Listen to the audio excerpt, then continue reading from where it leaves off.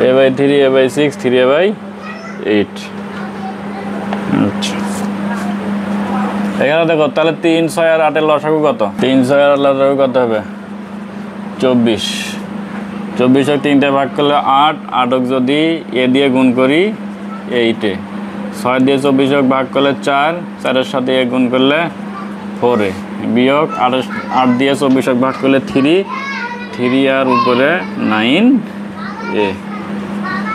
তাহলে এটাও যোগ এটাও যোগ, তাহলে 8 আর 4 এ 12, 12 a মাইনাস 9 a। তাহলে 24/12 থেকে 9 বাদ দিলে কত হয়? 3 a। এখন দেখো উপরে একটা সংখ্যা আছে না, এই সংখ্যা দিয়ে যদি 24 ভাগ করি কত? 3 8 24 হয়। উপরে থাকলো a, নিচে থাকলে কত? 8। অ্যান্সার।